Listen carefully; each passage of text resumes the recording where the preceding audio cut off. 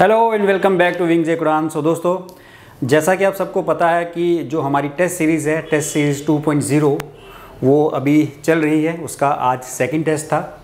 एक टेस्ट उसका पहले हो चुका है, काफ़ी सारे बच्चों ने अटैम्प्ट किया है। तो उस टेस्ट में जो आपका पेपर था, आज मैं उसकी डिस्कशन लेके आया हूँ अकाउंटेंसी कंपोनेंट की। तो उसमें जितने 30 MCQs पूछे गए थे, आज हम उसको डिस्कस करेंगे। तो चलिए दोस्तों, शुरू करते हैं आज का सेशन। सो दोस्तों,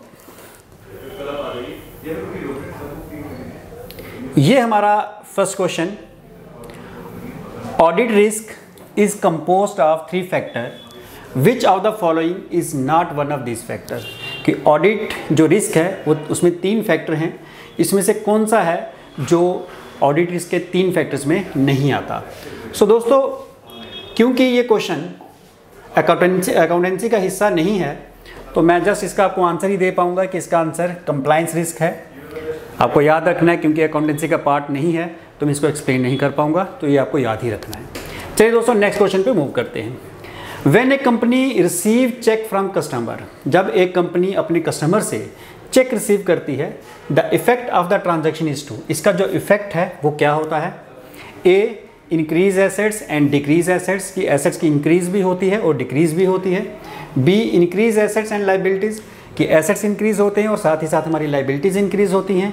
सी, decrease asset and liabilities, assets decrease होते हैं और लाइबिलिटीज़ डिक्रीज होती हैं। और D, increase assets and stockholders equity, कि हमारे एसेट्स भी इंक्रीज होते हैं और साथ में इक्विटी मतलब कैपिटल भी हमारी इंक्रीज होती है। तो चलिए दोस्तों, इसको समझ लेते हैं।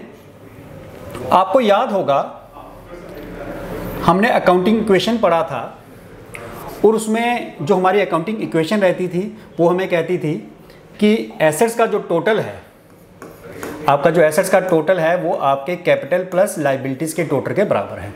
और एसेट्स में डिफरेंट टाइप्स ऑफ एसेट्स को हम बाइफरकेट कर लेते हैं, जैसे फॉर एग्जांपल कैश, बैंक और डेटर्स। ठीक है। अब यहाँ पे क्वेश्चन क्या है कि अगर हमें एक चेक मिलता है कस्टमर से, तो सिंपल सा लॉजिक है कि अगर हमें कस्टमर चेक दे रहा है तो इट मीन्स हमारा जो बैंक बैलेंस है वो इंक्रीज हो जाएगा, प्लस हो जाएगा। लेकिन जो कस्टमर है, इट मीन्स वो हमारा डेटर था, क्योंकि कस्टमर हमें इसलिए चेक देगा क्योंकि हमने पहले उसको कभी कोई क्रेडिट में सेल की होगी, उधार में गुड्स बेची होंगी, जिसके बदले में वो अब पेमेंट कर रहा है, तो हमारा डेटर था।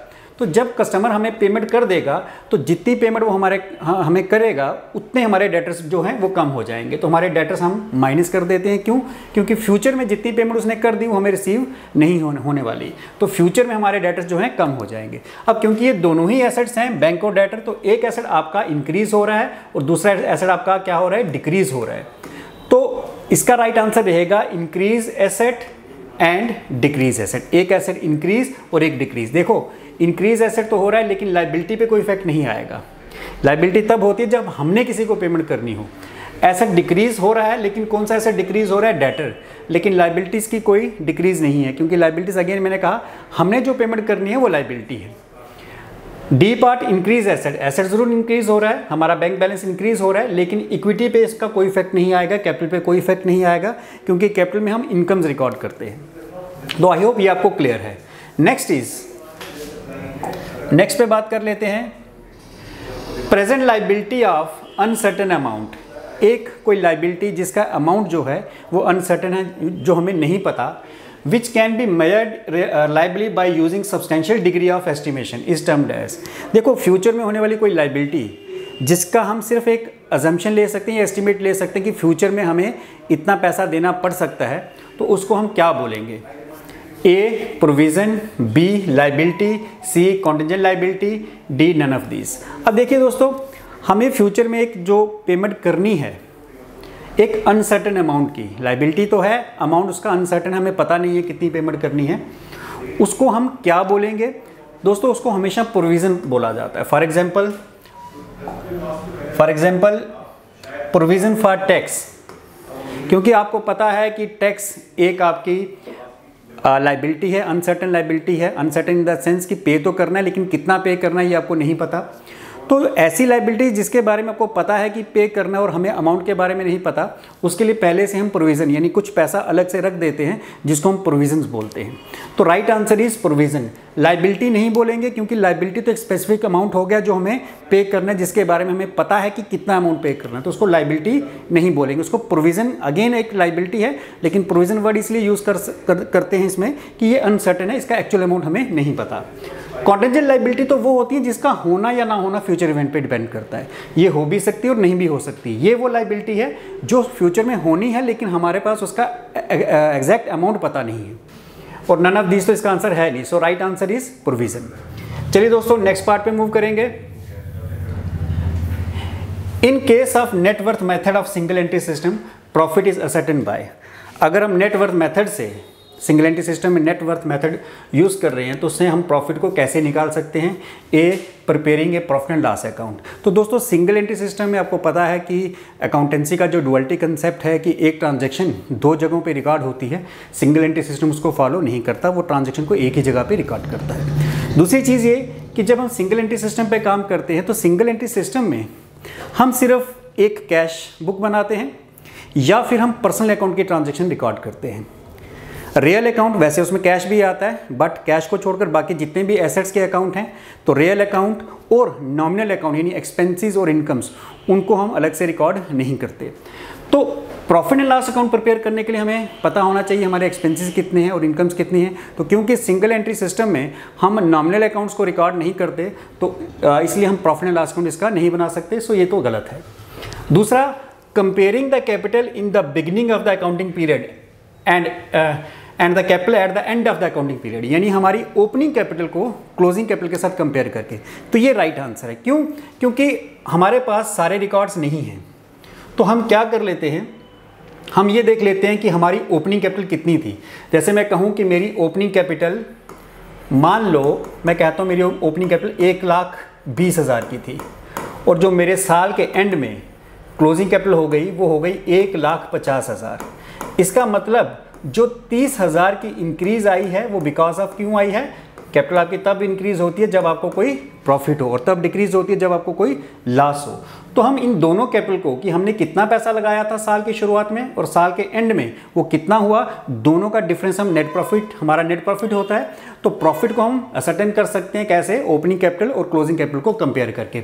बैलेंस शीट इसमें हम प्रिपेयर नहीं करते हैं क्योंकि सिंगल एंट्री सिस्टम में हम बैलेंस शीट नहीं बना सकते, क्योंकि बैलेंस शीट बनाने के लिए हमें नेट प्रॉफिट चाहिए होता है। आपको पता है नॉमिनल अकाउंट जो है हम उसमें सिंगल एंट्री सिस्टम में नहीं बनाते, और रियल अकाउंट भी सिवाय कैश बुक के हम कोई भी रियल अकाउंट मेंटेन नहीं करते जिसमें एसेट्स आते हैं। तो बैलेंस शीट में तो आपको एसेट्स भी चाहिए, सो बैलेंस शीट भी इसका आंसर नहीं है। So right answer is B. Next is which financial statement represent the accounting equation assets is equal to liabilities plus owners equity? owners equity या कैपिटल एक ही बात है। तो कौन सी फाइनेंशियल स्टेटमेंट है जो इन तीनों चीज़ों को, एसेट्स, लाइबिलिटीज और ओनर्स इक्विटी को रिप्रेजेंट करती है? सबसे पहले इनकम स्टेटमेंट। आप सबको पता है जो हमारी इनकम स्टेटमेंट है इसमें हम सिर्फ ट्रेडिंग और प्रॉफिट एंड लॉस अकाउंट को ही कंसीडर करते हैं। इसमें दो ही चीज़ें आती हैं, trading and profit and loss account. तो इसमें हमारे एसेट्स नहीं आते। उसके बाद स्टेटमेंट ऑफ कैश फ्लो, जिसमें हम सिर्फ कैश का फ्लो कि कितना कैश आया गया उसके बारे में बात करते हैं। बैलेंस शीट, अब आप सब ने बैलेंस शीट ज़रूर बनाई होगी, फाइनल अकाउंट्स में आपने बैलेंस शीट बनाई और आपने देखा होगा कि जब हम बैलेंस शीट बनाते हैं तो उसमें हम क्या क्या चीज़ें रिकॉर्ड करते हैं। आपको पता है कि इस तरफ हम लाइबिलिटीज़ रिकॉर्ड कर देते हैं और इस तरफ हम एसेट्स रिकॉर्ड कर देते हैं, और लाइबिलिटीज़ के अंदर भी हम कैपिटल को अलग से लिखते हैं और बाकी लाइबिलिटीज़ प्लस प्रॉफिट आपको पता ही है क्या क्या चीज़ें लिखते हैं, और यहाँ पे एसेट्स। मतलब ये कि बैलेंस शीट जो है इसमें आप लाइबिलिटीज़ में कैपिटल प्लस अदर लाइबिलिटीज़, जैसे बैंक लोन है तो लाइबिलिटी, कैपिटल और अदर लाइबिलिटीज़ भी रिकॉर्ड कर देते हैं और एसेट्स भी। तो ये तीनों चीज़ें, एसेट्स, लाइबिलिटीज़ और इक्विटी यानी कैपिटल, ये तीनों हम कहाँ रिकॉर्ड करते हैं? बैलेंस शीट में। So the right answer is balance sheet. I hope ये आपको क्लियर है। चलिए दोस्तों नेक्स्ट पे मूव करते हैं। Next is in case of a डेप्ट बिकमिंग बैड। अगर हमारा कोई डेप्ट यानी जिससे हमने पैसा लेना था, डेटर जिसको हम बोलते हैं, अगर वो बैड मतलब बैड डेट्स मतलब वो पैसा जो आपका रिकवर नहीं हुआ, किसी से आपने पैसा लेना है वो रिकवर नहीं हुआ तो उसको हम बैड डेट्स बोलते हैं। तो अगर कोई ऐसा बैड डेट होता है, the amount should be credited to, हम किसको क्रेडिट करेंगे?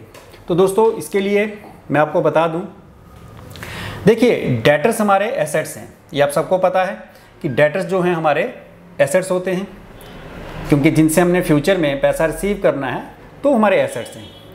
और एसेट्स का आप सबको पता है कि डेबिट बैलेंस होता है, ये हमारे डेटर्स हैं और डेटर्स का कौन सा बैलेंस होता है? Debit balance. सपोज करो कि जो डेटर है उससे हमें कुछ पैसा लेना है, मान लो क्यों लेना है कि हमने उसको कोई सेल की थी, कोई चीज़ बेची थी और उससे हमें पैसा लेना था 50,000। अब सपोज वो पैसा हमारा बैड डेट्स बन जाते हैं, वो डूब जाता है। तो मैंने आपको कहा था कि अकाउंटेंसी में जब हम कोई चीज़ डिडक्ट करते हैं, माइनस करते हैं, तो एक रिवर्स एंट्री पास करते हैं। अगर पहले हमने उसको डेबिट में लिखा था तो हम उसको क्या कर देंगे? हम उसको क्रेडिट कर देते हैं। तो इस केस में भी अगर वो कहता है कि इन केस ऑफ डेब्ट बिकमिंग बैड, अगर हमारे डेटर्स बैड डेट्स बन जाते हैं, the amount should B credit, तो हम किसको क्रेडिट करेंगे? तो ये अभी मैंने आपको बताया था कि हम क्रेडिट किसको करेंगे? डेटर अकाउंट को, क्योंकि डेटर्स जो हैं एसेट्स हैं और एसेट जब भी इंक्रीज होता है, एसेट जब भी इंक्रीज होता है तो डेबिट होता है। जब भी कोई एसेट इंक्रीज होता है तो डेबिट होता है, लेकिन अगर बैड डेट्स हो गए इसका मतलब एसेट हमारा डिक्रीज हो गया, जो फ्यूचर में मिलने वाला पैसा था वो कम हो गया, तो उसके लिए हम उसको क्या करेंगे? क्रेडिट। तो क्रेडिट किसको करेंगे? क्योंकि डेटर से ही पैसा मिलना था, अब ये हमारे कम हो गए तो डेटर्स को ही क्रेडिट किया जाएगा। बैड डेट्स को हम डेबिट करेंगे क्योंकि ये तो लॉस है, तो लॉसेस को डेबिट किया जाता है। क्वेश्चन ये था क्रेडिट किसको करना है? कैश अकाउंट को हम क्रेडिट नहीं कर सकते क्योंकि कैश अगर हमें रिसीव हो रहा है तो डेबिट होता है, अगर पेमेंट करें तब क्रेडिट होता है, तो ये तो हो नहीं सकता, और सेल्स अकाउंट भी नहीं कर सकते। So right answer is debtor account. चलिए दोस्तों नेक्स्ट पे मूव करते हैं। इफ सेल्स आर ₹2000, अगर सेल हमारी 2000 की है, rate of gross profit and cost of goods sold 25% है, then the cost of goods sold will be. देखिए क्वेश्चन में कहा क्या है, इसको जरा ध्यान से देखिएगा। क्वेश्चन में हमें यह कहा है कि हमारे पास जो सेल है, हमारे पास जो सेल है, तो मैं फिगर्स यहां पे लिख देता हूं। हमारे पास जो सेल है, तो हमारे पास जो सेल है वो है 2000, ये हमारी सेल है। उसके बाद आगे कहा ग्रॉस प्रॉफिट कितना है? 25% on cost of goods sold. हमारी जो कॉस्ट ऑफ गुड्स सोल्ड है उसका 20% हमारा ग्रॉस प्रॉफिट है, 25%। तो इसने कहा कि कॉस्ट ऑफ गुड्स सोल्ड कितनी होगी। सबसे पहले कॉस्ट ऑफ गुड्स सोल्ड निकालने का फॉर्मूला क्या है? Cost of goods sold is equal to sales minus gross profit, ये फॉर्मूला है कॉस्ट ऑफ गुड्स सोल्ड का। तो सबसे पहले हम निकालेंगे ग्रॉस प्रॉफिट। तो हमारी जो भी सेल है, आपको ज़्यादा डिटेल में जाने की ज़रूरत नहीं है, आपके पास जितनी सेल है 2000 की, इसने कहा 25%, लेकिन आप देखोगे कि 25% किसका कहा है? कॉस्ट ऑफ गुड्स सोल्ड का, लेकिन हम यहाँ पे ये क्या ले रहे हैं? सेल। तो सेल का मतलब आप सबको पता है कि सेल का मतलब होता है sale is equal to cost plus profit. Cost में प्रॉफिट ऐड करें तो सेल है, तो ये हमारी सेल है, मतलब कॉस्ट प्लस प्रॉफिट दोनों इसमें इंक्लूड हैं। तो हम भी यहाँ क्या करेंगे, ये जब हम 25/100 करते हैं तो 100 कॉस्ट को रिप्रेजेंट करता है सिर्फ, और क्योंकि ये सेल जो है कॉस्ट प्लस प्रॉफिट दोनों को मिला के बनी है, तो मैं इसमें भी प्रॉफिट ऐड कर दूंगा, जो परसेंटेज के हिसाब से कितना है? 25। अब अगर आप इसको सॉल्व करोगे तो 2000 25/125, ये 5 के साथ कट जाएगा, तो ये 4 के साथ, यानी 400 रुपये आपका ग्रॉस प्रॉफिट। तो अब आप कॉस्ट ऑफ गुड्स सोल्ड निकाल सकते हो। फॉर्मूला मैंने लिखवा दिया, सेल्स कितने की है? 2000 की, ग्रॉस प्रॉफिट कितना भी कैलकुलेट किया 400, तो बाकी बैलेंस कितना बचा? 1600। तो इस तरह से आप कैलकुलेट कर सकते हो, तो आपका आंसर रहेगा 1600, ये है। चलिए दोस्तों, तो याद रखना जब भी आपके पास सेल गिवन हो और ग्रॉस प्रॉफिट कॉस्ट पे पूछा जाए, तो जो परसेंटेज आप ऊपर लगाओगे वो नीचे आपने 100 में ऐड कर देनी है, तो वो आपका ग्रॉस प्रॉफिट निकलेगा।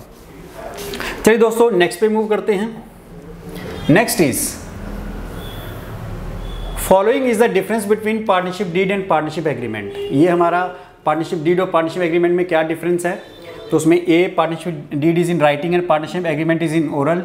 दूसरा partnership deed is signed by all the partner but partnership agreement is signed by the majority of the partner, ये भी गलत है।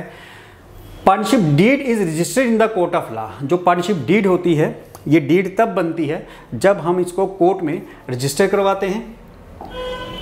तो पार्टनरशिप डीड जो है वो कोर्ट में जब हम रजिस्टर करवाते हैं तब वो हमारी पार्टनरशिप डीड बनती है, जबकि पार्टनरशिप एग्रीमेंट जो है वो कोर्ट में रजिस्टर नहीं करवाया जाता। सो राइट आंसर इज सी।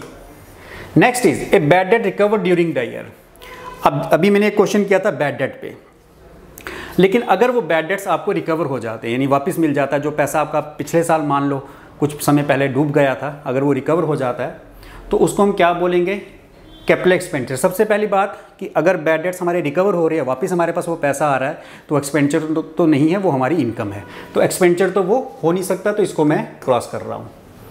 अच्छा, रेवेन्यू एक्सपेंडिचर, अगेन मैंने कहा एक्सपेंडिचर तो वो हो ही नहीं सकता, ये दोनों इसलिए मैंने माइनस कर दिए।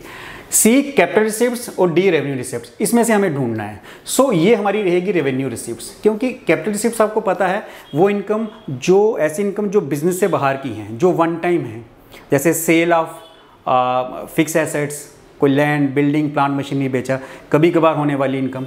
लेकिन रेवेन्यू रिसिप्ट्स क्या है, जो आपके बिजनेस से रिलेटेड इनकम्स हैं, जो आपके जनरली बिजनेस से जनरेट होती हैं या जो रेगुलर होती हैं। तो बैड डेट्स होते रहते हैं, कई बार रिकवर भी होते हैं, तो इसलिए जो हमारी है, ये हमारी रेवेन्यू रिसिप्ट्स है, क्योंकि हमारे बिजनेस का ऑपरेटिंग हिस्सा है। क्योंकि बैड डेट्स भी होते हैं, अगेन वो रेवेन्यू एक्सपेंस है, लेकिन क्या जो रिकवरी है वो हमारा रेवेन्यू रिसिप्ट या इनकम बन जाएगी। So right answer is revenue receipt. Next पे बात करते हैं, which transaction will be recorded in journal proper of mister Ramesh. इनमें से कौन सी ट्रांजैक्शन है जो मिस्टर रमेश के जर्नल प्रॉपर में रिकॉर्ड की जाएगी। दोस्तों, जर्नल प्रॉपर में हम सिर्फ वो ट्रांजैक्शन रिकॉर्ड करते हैं जिनकी फ्रीक्वेंसी बहुत कम होती है, जिनकी बहुत कम लेन देन होता है किसी चीज़ के साथ। फॉर एग्जांपल बिजनेस में बहुत ज़्यादा ट्रांजैक्शन किसकी होती हैं, सेल्स की होती हैं, परचेज़ की होती हैं, परचेज रिटर्न की होती हैं, सेल्स रिटर्न की होती हैं, कैश की होती हैं। तो ये सारी ट्रांजैक्शन जो हैं ये फ्रीक्वेंटली होती हैं। लेकिन जनरल प्रॉपर में वो ट्रांजैक्शन आती हैं जो बहुत ज़्यादा फ्रीक्वेंसी में नहीं होती, जो कभी कभार होती हैं। तो अगर हम इन ऑप्शंस पे ज़रा गौर करें तो उसमें क्या है, सोल्ड गुड्स इन कैश, हम कैश में कुछ बेचेंगे तो ये तो वो ट्रांजैक्शन है जो रेगुलर बिजनेस में होती है। मोस्टली हमारी 90% से ज़्यादा ट्रांजैक्शन कैश में होती है, तो ये जनरल प्रॉपर में नहीं आएगी, क्योंकि जनरल प्रॉपर में वो ट्रांजैक्शंस आती हैं जो कभी कभार होती हैं। सो ये नहीं हो सकती। Source goods and credit, credit पे भी गुड्स बेचते हैं और ये भी बहुत ज़्यादा फ्रीक्वेंसी होती है इनकी ट्रांजैक्शन होने की, तो ये भी नहीं है। गुड्स रिटर्न टू सेलर, हम जब गुड्स खरीद रहे हैं तो सेलर को कई बार वापस भी करते हैं, इसकी फ्रीक्वेंसी भी बहुत ज़्यादा होती है। Started with stock of goods, हमने जो बिज़नेस शुरू किया या नया साल जब शुरू किया तो हमारे पास जो स्टॉक पहले का था उससे शुरू किया, तो ये ट्रांजैक्शन साल में एक बार होती है कि हमने बिज़नेस शुरू किया या नया साल जब शुरू किया तो हमारे पास पहले से जो स्टॉक था उसी से लेके हमने नया साल शुरू किया। तो ये ट्रांजैक्शन जो है फ्रीक्वेंटली नहीं होती, इसकी फ्रीक्वेंसी कम है। तो ऐसी ट्रांजैक्शन जिनकी फ्रीक्वेंसी कम है, जो बहुत कम होती हैं, उनको हम जनरल प्रॉपर में लिखते हैं। सो राइट आंसर इज आपका D part, D is the right answer. चलिए दोस्तों, next is which type of transaction are recorded in single entry system. Single entry system में हम कौन सी ट्रांजेक्शन्स रिकॉर्ड करते हैं। Options are A cash and personal account, B real and nominal account, C both and B, D none of this. तो मैंने अभी बताया जो हमारा सिंगल एंट्री सिस्टम है ये डुअलिटी कंसेप्ट पे काम नहीं करता, ये एक ट्रांजेक्शन का एक ही एस्पेक्ट लिखता है। तो इसमें हम कैश या पर्सनल ट्रांजेक्शन रिकॉर्ड करते हैं। यहाँ पे एक आंसर ये भी है रियल अकाउंट यानी एसेट्स, कैश भी हमारा एसेट है, लेकिन एसेट्स में सिर्फ कैश की ट्रांजैक्शन को रिकॉर्ड करता है या किसी पर्सनल अकाउंट की जिससे पैसा लेना है या देना है, सिर्फ इतना रिकॉर्ड करता है, या फिर जो पैसा आया यानी कैश की ट्रांजैक्शन। तो सिंगल एंट्री सिस्टम हमारा सिर्फ कैश और पर्सनल अकाउंट की ट्रांजैक्शन रिकॉर्ड करता है। So right answer is this. मैंने रियल अकाउंट क्यों नहीं लिखा, क्योंकि एक तो नॉमिनल अकाउंट की ट्रांजैक्शन तो वैसे भी वो रिकॉर्ड नहीं करता। नॉमिनल अकाउंट जो है सिंगल एंट्री सिस्टम में उस नॉमिनल अकाउंट के इनकम और एक्सपेंसेस के अकाउंट हम नहीं बनाते। तो रियल अकाउंट में भी ये सिर्फ कैश की ट्रांजैक्शन, बाकी assets building plant machinery assets की ट्रांजैक्शन को वो रिकॉर्ड नहीं करता। So right answer is A. Next पे मूव करते हैं दोस्तों। Next is understatement of closing work in progress in the period will.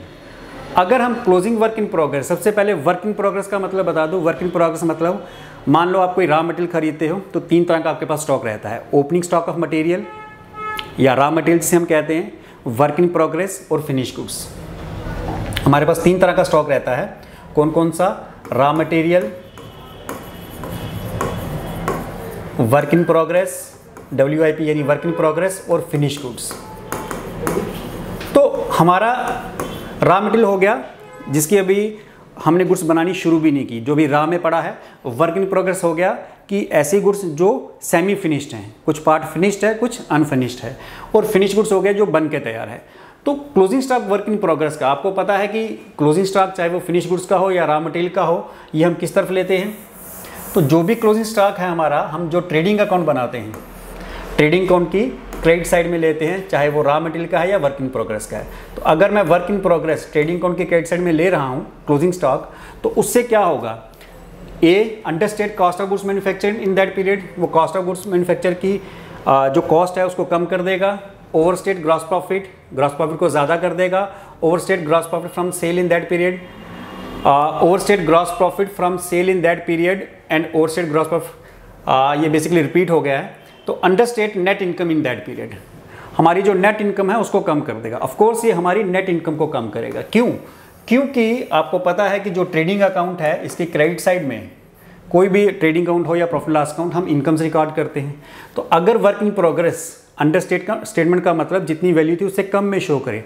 अगर मान लो 10,000 का वर्क इन प्रोग्रेस एक्चुअल में था, मैंने उसको 6,000 में शो किया, तो एक तरह से मैंने अपनी इनकम को रिड्यूस कर लिया। क्योंकि आपको पता है क्रेडिट साइड इनकम्स के लिए होती है, जितनी कम इनकम रखेंगे उतना प्रॉफिट कम होगा। तो ये हमारी इनकम को क्या करेगा, नेट इनकम को कम कर देगा। So right answer is understate net income in that period, वो उस पीरियड की नेट इनकम को कम कर देगा। चलिए दोस्तों नेक्स्ट पे मूव करते हैं। ₹2500 spent on the overhaul of machine ₹2500 spent on the overhaul of machine purchase second hand। हमने कोई सेकंड हैंड मशीन खरीदी और उस पर 2500 रुपये का खर्चा कर दिया। तो खर्चा हमारा क्या है, A capital expenditure, B revenue expenditure, C deferred revenue expenditure, D none of this. देखिए दोस्तों, मैंने आपको पहले भी कहा था, जब भी हम कोई फिक्स एसेट खरीदते हैं, चाहे वो मशीन है, फर्नीचर है, बिल्डिंग है, कोई भी फिक्स एसेट खरीदते हैं और उस पर कोई खर्चा कर देते हैं, वो हमारा कैपिटल एक्सपेंडिचर है। कैपिटल एक्सपेंडिचर वो होते हैं जो वंस इन ए वाइल हों, जो एक ही बार होते हैं या बहुत लॉन्ग पीरियड के बाद होती है, 4 साल 5 साल। तो हम कोई मशीन खरीद रहे हैं तो ऑब्वियस है कि हम हर साल नहीं खरीदेंगे, तो एक बार खरीदी और उसकी ओवरहॉलिंग करवा ली उसकी, तो वो भी ऑब्वियस है कि हर साल नहीं करवाएंगे। तो ये सिंपल याद रखना है कि फिक्स एसेट की परचेज के समय हम कोई एक्सपेंडिचर अगर कर देते हैं तो उसको हम बोलेंगे capital expenditure. So right answer is A capital expenditure. हाँ, मशीन की इंस्टॉलेशन के बाद जब हम उसकी रिपेयर वगैरह करते हैं रेगुलर बेस पे, वो हमारा रेवेन्यू एक्सपेंडिचर कहलाता है। लेकिन याद रखना है, फिक्स एसेट की परचेज के समय कोई भी उस पर खर्चा या किसी तरह का भी खर्चा, चाहे उसकी इंस्टॉलेशन या उसके ओवरहाल कराना या उसका डिलीवरी चार्जेस, ट्रांसपोर्टेशन वगैरह, तो वो जितना भी खर्चा है वो आपका कैपिटल एक्सपेंडिचर कहलाता है, क्योंकि वन टाइम एक्सपेंडिचर है, वो दोबारा नहीं होगा। चलिए दोस्तों नेक्स्ट पे मूव करते हैं। Next is It is essential to standardize the accounting principle and policies in order to ensure। कहता है ये ज़रूरी है कि हम अपनी अकाउंटिंग प्रिंसिपल्स एंड पॉलिसीज़ को स्टैंडर्डाइज करें। क्यों? Because of transparency, consistency, comparability and all of this. तो अगर हम अकाउंटिंग प्रिंसिपल पॉलिसीज़ को स्टैंडर्डाइज करते हैं, उनको फॉलो करते हैं, तो उससे हमें एक तो ट्रांसपेरेंसी आ जाती है फर्स्ट, दूसरा कंसिस्टेंसी, प्रिंसिपल भी है, कंपेयर भी कर सकते हैं। सो क्योंकि सारे ही सही ऑप्शंस हैं तो हम इसको ले लेंगे D, all of this. Next is a debit note for 2000 issued to mister F for goods return by us is to be accounted for. हमने एक डेबिट नोट इशू किया मिस्टर एफ को, जो हमने उसको गुड्स वापस की हैं, उसकी ट्रीटमेंट क्या होगी, वो किस में आएगा। दोस्तों डेबिट नोट हम जब किसी को इशू करते हैं, इट मीन्स कि हमने उससे कोई गुड्स खरीदी हुई है। जब भी हम किसी को डेबिट नोट इशू करते हैं, इट मीन्स हमने पहले उससे कोई गुड्स खरीदी हैं, और जब हम कोई गुड्स उसको वापस करेंगे तो हम एक उसको डेबिट नोट इशू करेंगे। क्यों? उसका रीज़न मैं आपको बता दूं कि अगर मान लो आपने कोई गुड्स उधार में खरीदी है, तो हमारी जो जर्नल एंट्री होती है वो होती है परचेज अकाउंट टू जिससे खरीदी। मान लो कोई भी सेलर रहा हो जिससे भी हमने गुड्स खरीदी हैं, उसका नाम क्रेडिट कर देते हैं। अब क्योंकि हमने सेलर को मान लो 10,000 रुपये देने थे, लेकिन 2,000 की गुड्स हम वापस कर रहे हैं, तो उसका अकाउंट हमने क्रेडिट किया था। लेकिन जब 2,000 की गुड्स हम उसको वापस कर देंगे तो इसका मतलब हमने उसको 8,000 ही पे करना है। और मैंने आपको बताया था कि अकाउंटेंसी में कोई भी चीज़ डिडक्ट करनी है, माइनस करनी है, रिवर्स एंट्री होती है। रिवर्स एंट्री मतलब, या उसको कैंसिलेशन एंट्री कहते हैं, कि अगर हमने उसको पहले क्रेडिट किया था 10,000 देना था, लेकिन अब 2,000 उसको हमने नहीं देना, क्यों? क्योंकि हम उसको गुड्स वापस कर रहे हैं, तो उसके लिए हम उसके अकाउंट को क्या कर देंगे? डेबिट कर देंगे। तो जब उसका अकाउंट डेबिट करेंगे तो हम डेबिट नोट इशू करेंगे। तो ये लेकिन किसको करेंगे? जिससे हमने गुड्स खरीदी। तो ये आप करोगे इन case of purchase return. I hope ये आपको क्लियर है। Next is a businessman purchase goods for ₹25 lakh. कहते हैं एक बिजनेसमैन ने 25 लाख की गुड्स खरीदी और 80% उसने उन गुड्स का बेच दिया, and sold 80% of such goods during the accounting year. उसका 80% गुड्स उसने बेच दी।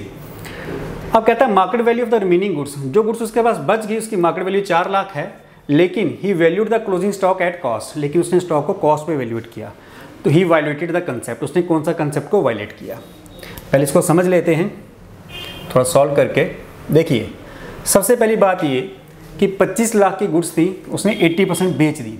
इसका मतलब ये हुआ कि उसके पास जो गुड्स बची उसकी वैल्यू 20% है, क्योंकि 80% तो उसने बेच दी। तो मैं सबसे पहले तो मैं 25 लाख का 20% निकालूंगा कि जो उसके पास अनसोल्ड स्टॉक है। तो 25 लाख का अगर आप 20% निकालोगे तो जो स्टॉक उसके पास बचा है उसकी वैल्यू 5 लाख है, ये उसकी कॉस्ट है। लेकिन उसका जो मार्केट प्राइस है वो यहाँ कह रहा है कि वो 4 लाख है। आपको मैंने एक कंसेप्ट बताया था कंजर्वेटिज्म, जो कहता ये है कि एक्सपेक्टेड गेन को कंसीडर नहीं करना। तो अगर उसकी मार्केट वैल्यू 4 लाख है तो मैंने आपको ये भी बताया था कि स्टॉक को हम किस प्राइस पे वैल्यूएट करते हैं। तो उसमें मैंने बताया था उसकी जो कॉस्ट है 5 लाख या जो उसका मार्केट प्राइस है, दोनों में से जो कम होगा। तो किस प्राइस पे इसको वैल्यूएट करेगा? 4 लाख पे, यानी मार्केट प्राइस पे। लेकिन कहता है he valued the stock at cost, उसने स्टॉक को कॉस्ट पे वैल्यूएट किया, यानी अपनी बुक्स में 5 लाख का दिखाया। इट मीन्स वो एक्सपेक्टेड गेन्स हो गए उसके लिए, क्योंकि वैल्यू 4 लाख है। तो इसने किस कंसेप्ट को वायलेट किया? कंजर्वेटिज्म, जो कंसेप्ट कहता है कि एक्सपेक्टेड गेन्स को हमें कंसीडर नहीं करना। तो राइट आंसर इज कंजर्वेटिज्म, क्योंकि मनी मेजरमेंट कंसेप्ट तो हमें ये कहता है कि हर चीज़ की एक मनी वैल्यू है, जिस चीज़ की मनी वैल्यू है हम उसी को अपनी बुक में रिकॉर्ड करते हैं। कॉस्ट कंसेप्ट हमें ये कहता है कि आपने अपनी किसी भी एसेट की जो अकाउंटिंग है, जो आपने प्राइस पे किया है उसके ऊपर करनी है, आपने ये नहीं देखना उसका मार्केट प्राइस क्या है। और पीरियडिस्टिक कंसेप्ट ये कहता है कि आप अपना जो भी बिजनेस है उसको एक पीरियडिकल इंटरवल में बांट दो 12 महीने का, और उन 12 महीनों को लेके आप अपनी जो परफॉर्मेंस है उसको देखो और कंपेयर करो पिछले 12 महीने के साथ। तो इन शॉर्ट पीरियडिस्टिक कंसेप्ट ये कहता है कि आप अपने अकाउंटिंग जो पीरियड है उसको बिजनेस की जो लाइफ है उसको अकाउंटिंग पीरियड में बांट दो और अपनी परफॉर्मेंस आप जज करो ईयर आफ्टर ईयर। चलिए दोस्तों नेक्स्ट पे मूव करते हैं। Next is ABC are partner, D is admitted to the firm for 1/4 share. ABC 3 partner है, डी का शेयर 1/4 है, नया पार्टनर है। डी ब्रिंग 20,000 एज कैपिटल, उसने 20,000 कैपिटल लाई, और 5,000 bring half of the premium for goodwill, उसने 5,000 गुडविल लाया, लेकिन उसका जो शेयर था ये 5,000 वो आधा था, यानी उसने जितनी गुडविल लानी थी उसका आधा शेयर ही लाया है। The value of goodwill of the firm, हमें फर्म की गुडविल दिखानी है। सबसे पहले उसने ये कहा कि जो नया पार्टनर है वो हाफ शेयर ला रहा है, इट मीन्स हमें पहले फुल शेयर निकालना होगा। तो देखो हाफ शेयर उसका 5,000 है, आधा, तो फुल शेयर कितना होगा? मल्टीप्लाई बाय 2 कर लो, आधा 5,000, इसका मतलब फुल 10,000, उसने 10,000 लाना था। और हमें कहा फर्म की गुडविल, तो मैंने आपको कहा था कि फर्म की गुडविल आप कैसे निकालोगे? जो नया पार्टनर शेयर ला रहा है, टोटल जो उसका शेयर बनता था उसको मल्टीप्लाई कर लो, उसको जो शेयर दिया जा रहा है उसके रेसिप्रोकल के साथ। 1/4 शेयर है, इसका रेसिप्रोकल क्या होगा? 4/1, 1 लिखने की जरूरत नहीं है। इसका मतलब फर्म की टोटल गुडविल क्या होगी? 40,000। So right answer is B. Next is which of the following is not a fundamental accounting assumption, इनमें से कौन सा है जो फंडामेंटल अकाउंटिंग एजम्पशन में नहीं आता? Going concern is a fundamental accounting assumption, consistency भी है, एक्रूअल भी है, so C is the right answer. Prudence concept ये फंडामेंटल अकाउंटिंग एजम्पशन में नहीं आता। Next is a change in accounting policy justified, अगर हम कोई अकाउंटिंग पॉलिसी चेंज करते हैं तो उसको कैसे जस्टिफाई कर सकते हैं? To comply with accounting standard, अपने अकाउंटिंग स्टैंडर्ड्स को कंप्लाई करने के लिए, उनको फॉलो करने के लिए, या to ensure more appropriate presentation of the financial statement of the enterprise, या अपनी जो फाइनेंशियल स्टेटमेंट है ट्रेडिंग प्रॉफिट लॉस अकाउंट या बैलेंस शीट उसको अच्छे तरीके से प्रेजेंट करने के लिए, या टू कंप्लाई विद लॉ, या अपने जो लॉ है उनको मानने के लिए हम अपनी जो अकाउंटिंग पॉलिसीज है वो उसकी जो चेंज है उसको जस्टिफाई कर सकते हैं। So answer will be all of the above. इन सभी चीज़ों के लिए हम अपनी अकाउंटिंग पॉलिसी को जो चेंज है उसको जस्टिफाई कर सकते हैं। Next is given the opening balance of debtor and figure of credit sale the balance figure of total debtor account will be. हमें ओपनिंग और closing balance of debtor account दिए हुए हैं। दोस्तों डेटर वो जिससे हमने पैसा लेना है,